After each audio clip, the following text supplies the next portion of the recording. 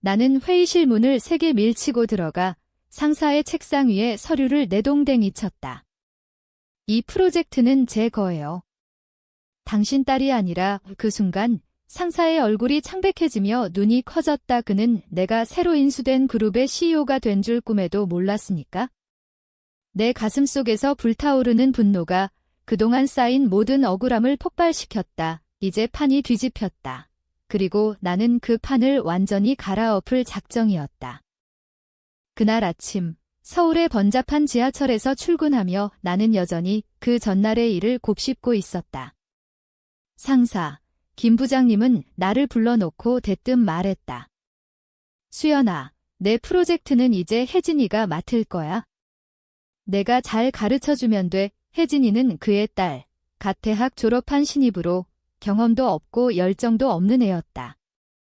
나는 3년간 밤낮 없이 그 프로젝트를 키워왔다. 시장 분석부터 파트너십 협상까지 내 피와 땀이 스며든 결과물이었다. 그런데 왜? 그냥 혈연 때문에? 내 마음속에서 왜 나만 이렇게 당해야 해? 라는 외침이 메아리 쳤다. 억울함이 목구멍을 막아 대답조차 제대로 나오지 않았다. 집에 돌아와서도 그 생각이 떠나지 않았다. 남편은 그냥 참아. 회사 생활이 다 그래라고 했지만 나는 참을 수 없었다. 내 인생은 항상 이렇게 빼앗기는 쪽이었다. 어린 시절 부모님의 이혼으로 인해 동생만 데리고 엄마가 떠났고 나는 아버지와 살았지만 그마저도 관심이 없었다. 대학 때도 장학금을 노렸는데 교수님의 추천으로 다른 학생이 가져갔다. 왜 나만? 이 반복되는 패턴이 나를 지치게 만들었다. 하지만 이번엔 달랐다. 어제 저녁 이메일이 왔다. 그룹 본사에서 온 메일. 축하합니다. 새 CEO로 선임되었습니다. 우리 회사가 대기업에 인수된 지 한 달. 그리고 나는 그 과정에서 핵심 역할을 했기에 선택된 거였다. 상사는 모르는 비밀. 내 가슴이 뛰었다. 이제 내가 바꿀 수 있어? 다음 날 사무실에 들어서자마자 혜진이가 내 자리에 앉아 프로젝트 파일을 뒤적이고 있었다. 언니, 이거 어떻게 하는 거예요? 그녀의 천진난만한 목소리가 내 신경을 건드렸다.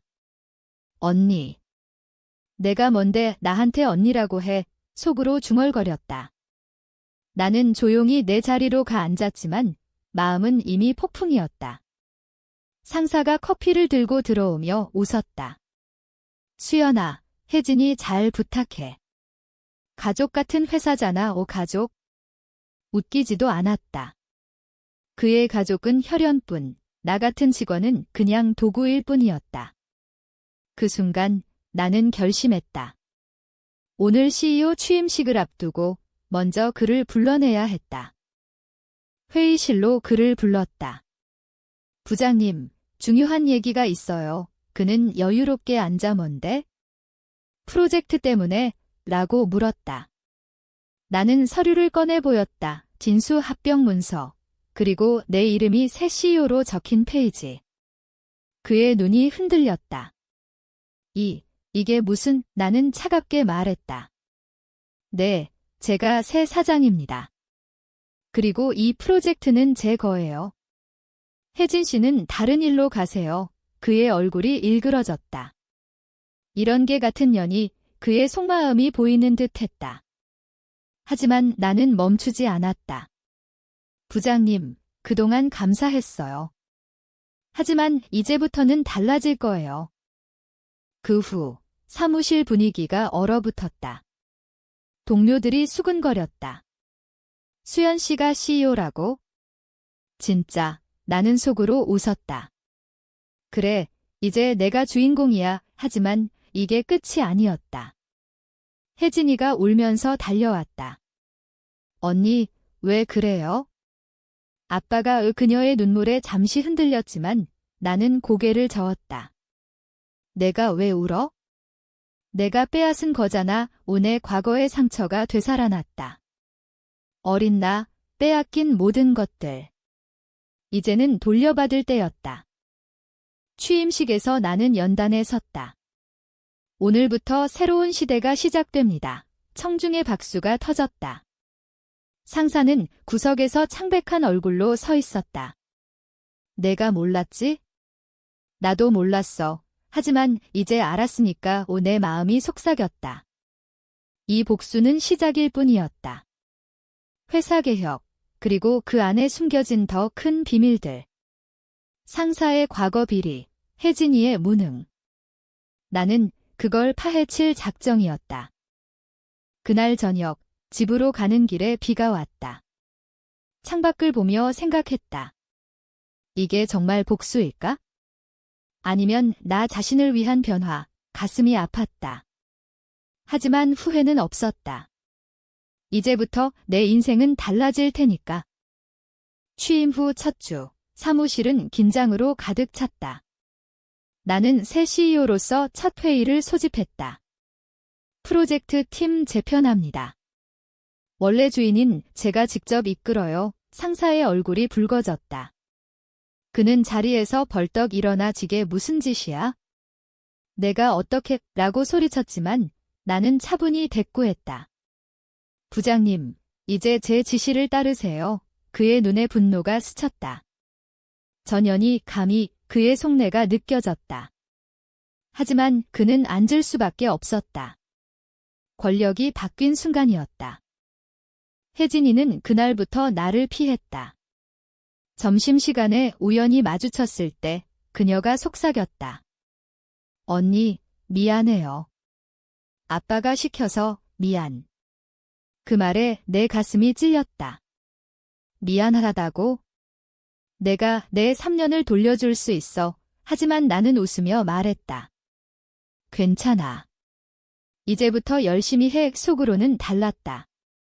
그녀의 무능이 회사의 해가 될 터였다. 나는 그녀를 다른 부서로 보낼 계획을 세웠다. 집에서 남편과 이야기했다. 여보, 내가 CEO라니. 자랑스러워. 하지만 그의 눈에 걱정이 스쳤다. 상사랑 싸우지 마. 복수는 독이 돼. 복수. 나는 부정했다. 이건 정의야. 빼앗긴 걸 되찾는 거지. 밤에 잠이 오지 않았다. 어린 시절 기억이 떠올랐다. 아버지가 너는 강해져야 해라고 했지만 실제로는 나를 방치했다. 그 상처가 지금의 나를 만들었다. 이제 내가 강해졌어. 더 이상 당하지 않아? 다음 날 상사가 내 사무실로 왔다. 수연아, 얘기 좀 해. 그는 애원하듯 말했다. 혜진이는 아직 어리잖아. 내가 도와주면. 나는 고개를 저었다. 부장님, 공과 사는 구분하세요? 그 프로젝트는 제 인생이었어요. 그의 과거를 떠올렸다. 그가 다른 직원들의 공을 가로챘다는 소문.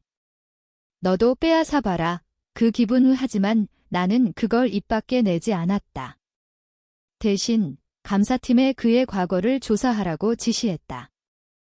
조사 결과가 나왔다. 상사가 과거에 뇌물을 받은 증거. 나는 충격받았다. 이게 사실이라면 마음이 복잡했다. 복수를 넘어 회사를 위한 일이었다. 그를 불러지게 뭐예요? 라고 물었다. 그는 부정했다. 오해야. 증거 없어.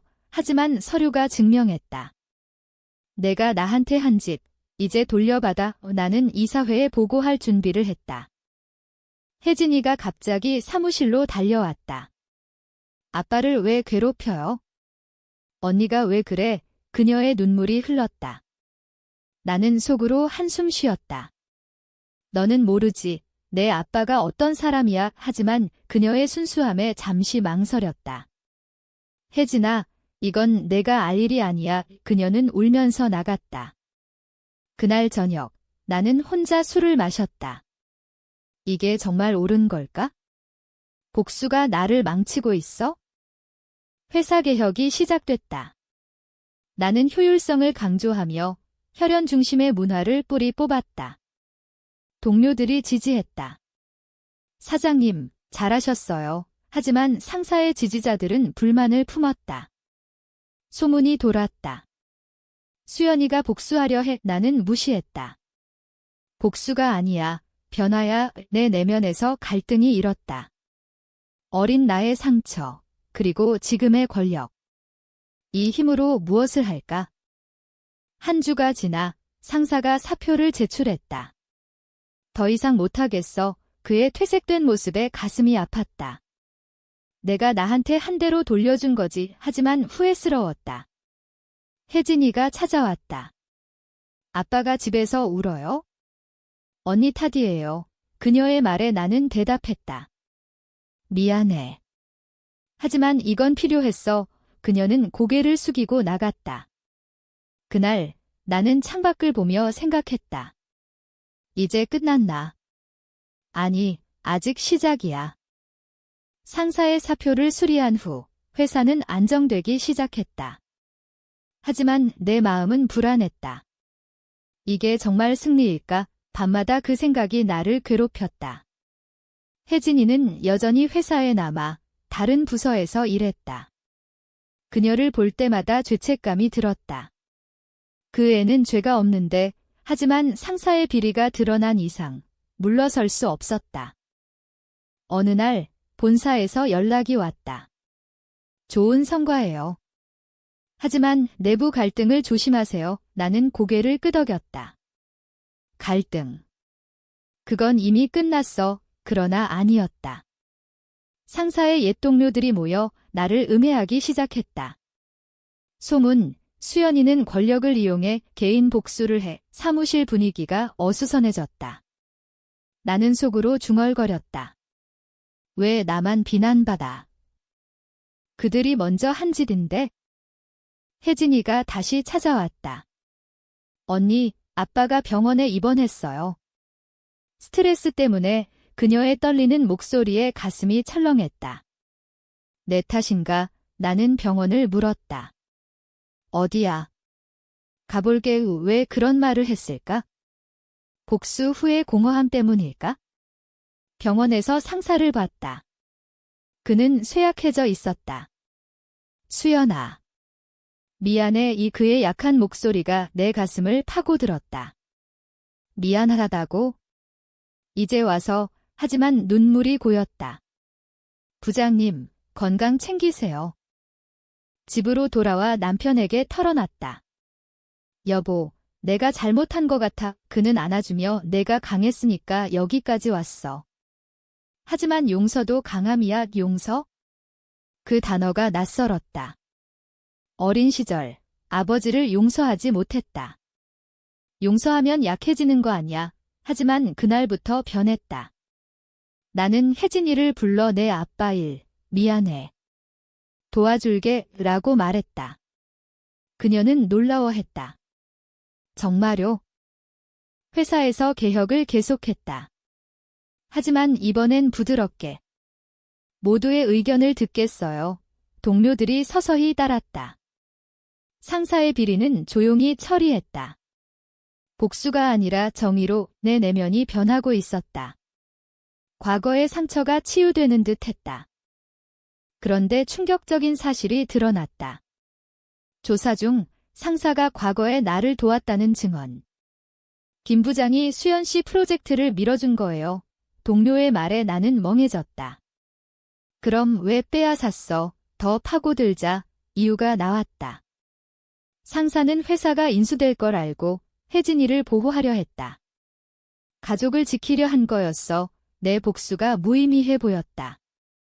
혜진이와 대화했다. 아빠가 왜 그랬는지 알아? 그녀는 울며 말했다. 아빠는 언니를 믿었어요. 하지만 제가 울면서 부탁해서 그녀의 고백에 가슴이 아팠다. 모두의 오해였어. 나는 그녀를 안아줬다. 괜찮아. 이제 함께해. 그 후 상사가 퇴원했다. 나는 그를 찾아갔다. 부장님, 돌아오세요. 회사에 필요해요. 그는 놀라워했다. 내가 왜? 나는 솔직히 말했다. 저도 실수했어요. 용서해주세요. 그의 눈에 눈물이 고였다. 이게 진짜 변화야. 회사 분위기가 밝아졌다. 프로젝트는 성공적으로 마무리됐다. 나는 CEO로서 성장했다. 복수가 아니라 이해가 답이었어. 하지만 아직 갈 길이 멀었다. 내 과거의 그림자가 여전했다. 프로젝트 런칭날, 사무실은 축하 분위기였다. 나는 연단에서 이건 우리 모두의 결과예요 라고 말했다. 박수가 터졌다. 상사가 구석에서 미소 지었다.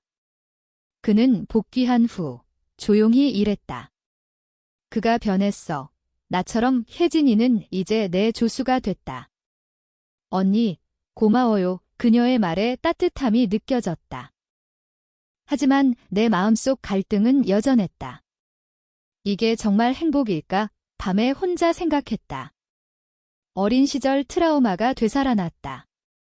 엄마가 떠난 날, 미안해, 수연아 라고 했지만 나는 용서하지 않았다. 지금 상사와 비슷했다. 용서가 나를 자유롭게 해. 어느 날 상사가 사무실로 왔다. 수연아, 고마워. 내 덕에 가족이 다시 모였어. 그의 말에 눈물이 날 뻔했다. 부장님, 저도 배웠어요. 우리는 과거를 털어놨다. 그가 혜진이를 위해 그랬어. 내가 강하니까 믿었지라고 하자 오해가 풀렸다. 모두의 아픔이 있었어. 혜진이와의 관계도 깊어졌다. 그녀가 전니처럼 되고 싶어요 라고 할 때 나는 웃었다. 내가 나보다 나아 그녀를 가르치며 내 상처를 치유했다. 회사도 성장했다. 매출이 올랐고 직원 만족도가 높아졌다.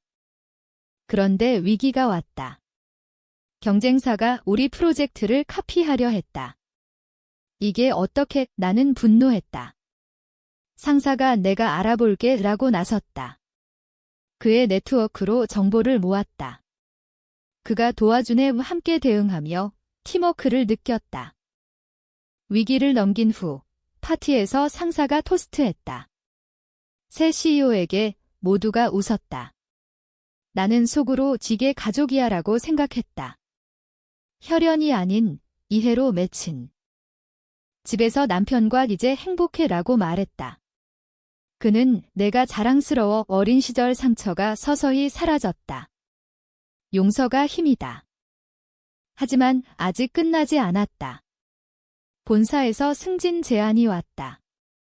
더 큰 그룹으로 가세요. 나는 망설였다. 여기를 떠나 상사와 혜진이를 생각했다. 이제 그들과 함께하고 싶어. 결정을 내리기 전 상사와 상의했다. 부장님, 어떻게 하죠? 그는 내 길을 가. 우리는 괜찮아. 그의 말에 가슴이 뭉클했다. 고마워요. 승진 제안을 받았지만 나는 거절했다. 여기서 더 해보고 싶어요. 본사는 이해했다. 상사가 현명한 선택이야 라고 말했다. 혜진이는 언니가 있어서 다행이에요 라고 안도했다. 이게 내 자리야. 회사 생활이 안정되자 내 내면을 돌아봤다. 복수로 시작했지만 성장으로 끝났어. 어린 시절 아버지에게 연락했다. 아빠, 용서할게. 그는 놀라워했다. 수연아, 그 통화로 상처가 치유됐다. 혜진이와 상사가 가족처럼 느껴졌다. 주말에 함께 식사했다. 이제 우리 가족이네. 상사의 말에 웃음이 터졌다. 혈연초 주대. 프로젝트가 대성공했다. 언론에서 혁신적인 CEO라고 보도됐다. 하지만 나는 팀의 승리라고 강조했다. 동료들이 사장님, 존경해요 라고 할 때 뿌듯했다. 그런데 상사의 건강이 다시 악화됐다. 스트레스예요. 병원에서 혜진이가 울었다. 나는 내가 도울게 라고 약속했다. 상사를 위해 휴가를 주고 혜진이를 지원했다. 이게 진짜 가족. 상사가 회복된 후 수연아, 내가 내 딸 같아 라고 말했다. 그 말에 눈물이 흘렀다. 고마워요, 아버지처럼. 회사에서 새로운 프로젝트를 시작했다. 이번엔 혜진이가 참여했다. 그녀의 성장에 감탄했다. 내가 빛나? 내 인생이 완성되는 듯 했다. 복수가 아니라 사랑이 답이었어. 모든 게 안정된 어느 날 나는 창밖을 보며 회상했다. 그 프로젝트를 빼앗긴 날부터 CEO가 된 날, 복수와 용서의 여정. 이게 내 이야기야. 상사와 혜진이는 이제 내 소중한 사람들. 회사 파티에서 감사해요 라고 말했다. 그들은 미소 지었다. 우리는 함께야. 어린 시절 상처는 사라졌다. 아버지와 재회했다. 아빠, 행복해. 그는 내가 자랑스러워. CEO로서 나는 더 나은 회사를 만들었다. 직원들의 꿈을 지지했다. 이게 의미야. 마지막으로 혜진이가 언니, 영원히 함께해요 라고 할 때 나는 대답했다. 그래, 영원히. 이 이야기는 복수에서 시작해 사랑으로 끝났다. 삶의 교훈, 용서가 진정한 힘이다.